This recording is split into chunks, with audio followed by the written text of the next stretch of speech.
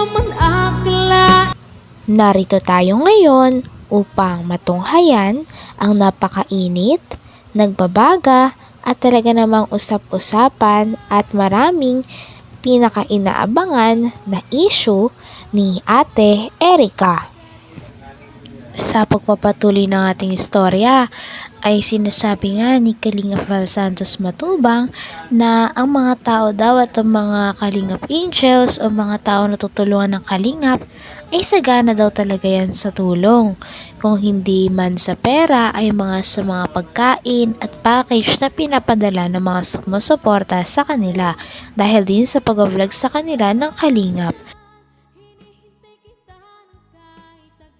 Kanay, may iyo ka na. Ano napakaswerte mo naman? Mayroon ka ng monthly allowance, may pabigas, may papackage, tapos may iyo na? Abay, saan ka makita ng ganon? Kumplito ng maray, may iyo pa, tapos may allowance? Abay, abusadong maray na ini, hindi po pwede. So, marami pong mga nagpapawakwak. Ini po mga kaibigan, no? Sino ang leader? Bakit nawakwak ining grupong ini? Si Erica. Scout ba ini ni Royal of Malalag? Mga kaibigan. Hindi nakatiis itong si Tita kasi inggit. Sa mukha pa lang po, mukha ni Tita, oh. Sus, kalamig kumuto. Alam mo na kung makita kita sa personal, kumuton ako imong nawong. Lamang kumuton sa nawong anay. Sus, puno ng inggit. Itong tita po ni Lamay, ni Erica, puno ng inggit ang kanyang puso. Tinan mo, oh, walang inggit yan? Bakit siya nang-iinggit, mga Kalingap? Kuya Bal, ba't mo sinasabing nainggit yan? Sabihin ko sa inyo. Unang-una po, itong si May at Erica, maitsura. Hindi sila maganda. Uy, ang ganda ni Erica, ang ganda ni May. Hindi po totoo yan. May itsura lang po sila. Akala mo magaganda? Sa video lang po yon. Yun ang may itsura nila. Kumpara mo sa totoong maganda. Alam mo, ni Beyonce. Sus, wala sa kalingkingan. Ang layo mga kalingkingan. Erica, Beyonce. Wala. Doon siya naiinggit sa maitsura. Kung maganda yan, grabe na talagang si baka sa June A ay maglalaway dyan. Nabihag, nabighani sa mga salitang kaakit-akit. Baka ito pinangakuan mo kay. Baka mo lang ito nagbibidyo ko. Sa pagpapatuloy nga ay inihambing pa ni Kalingap Val Santos Matubang si Ate Erica kay Viancy. Si Ate Erica kasi ang dating ka-love team ni Kuya Edu. Ngunit ngayon, ang ka-love team na ni Kuya Edu ay si Viancy na sapagkat umalis nga si Ate Erica sa poder ng Kalingap. Nakikita nga daw na ang tunay na maganda ay si Viancy. Pero si Ate Erica naman ay may itsura naman daw talaga.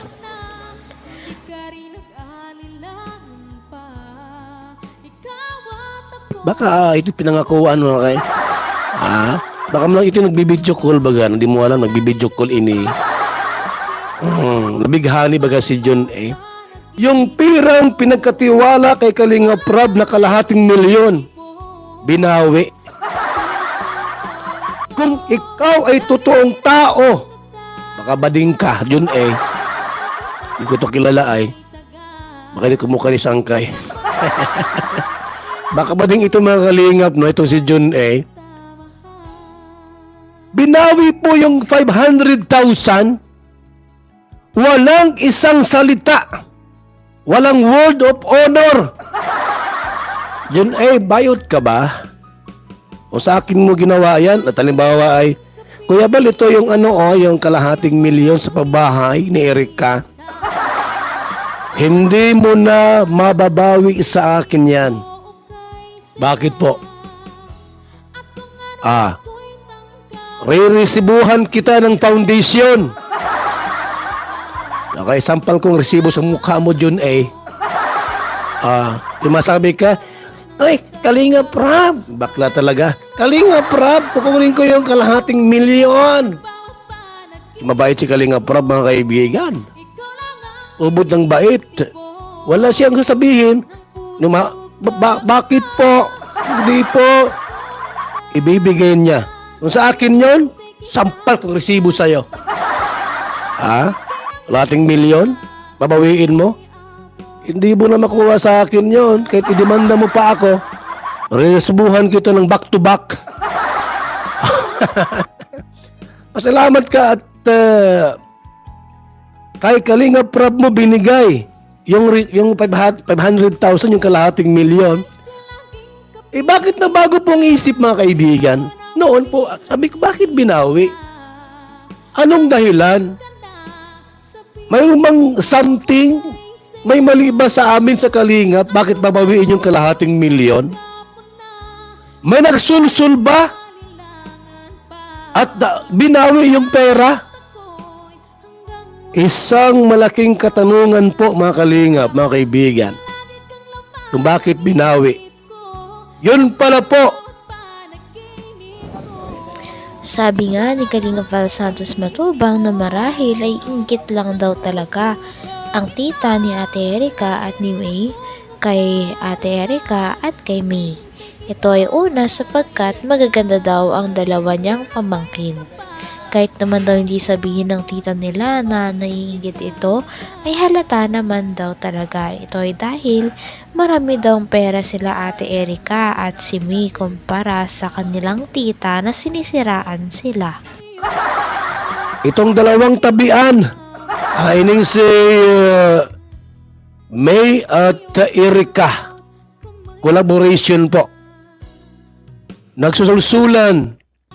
Hindi sinama itong si tita. Dapat isinama si tita.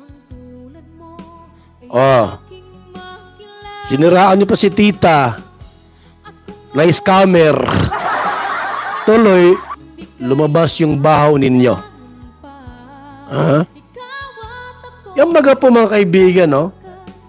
Yung mga pinagsasabi po inuing si tita ni Erica at ni May, lahat ng baho ninyo ilalabas niya.